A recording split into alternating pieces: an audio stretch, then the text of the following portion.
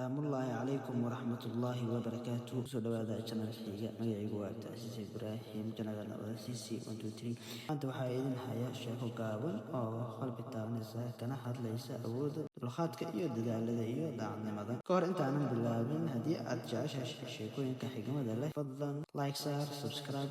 لو ذا حتى هذا سأنو صبيران بنشكل كان بوشر صبيران واجي هرب تولير أودية أنك وحكون والله صبول lagu magacaabi jiray xasan inkastoo sabool u ahaa haddana wuxuu caan ku ahaa daacadnimo iyo shaqo adag subax kasta qoraxda inta aysan soo bixin ayuu toosi jiray wuxuuna u bixi jiray shaqadiisa isagoo qalbigiisa ka buuxinaya rajo iyo fiican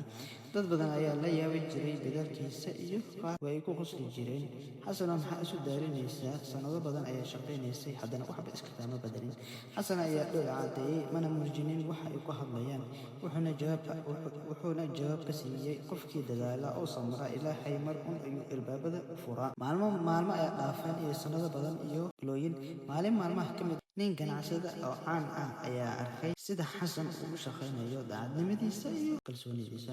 ganacsadii wuxuu ku yiri muddo ayaan ku arkay muddo ayaan yirinayay adigoo meelahan ka shaqaynaya waxaan arkay in aad tahay qof lagu kalsoonaan karo waxaan rabaa in aan ku siiyo fursad noloshaada bedeli karta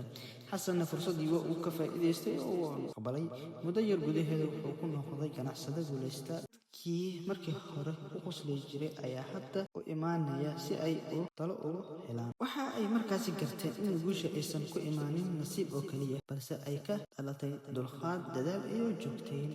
iyo daacadnimo sheekadana casharkaan ka baranayno waxay tahay sheekadana waxa ay na baraysaa in aynan quusanin xitaa markii ay dadka nagu qoslayaan ay yareynayaan hooyinkeena haddii aad leedahay yool wanaagsan sii wad dadaalkaaga samirku waajidka lagu gaaro guusha daacadnimadana waa iftiinka ku horseeda bulshada xusuusnow qofka maanta lagu qosla biri waxaa laga yaabaa inuu noqdo qofka ugu guulaha badan ama guulal badan hela ku mahadsantahay daawashada muuqaalkaaga haddii aad soo gaarto qaybta dambe like saar muuqaalka subscribe channelka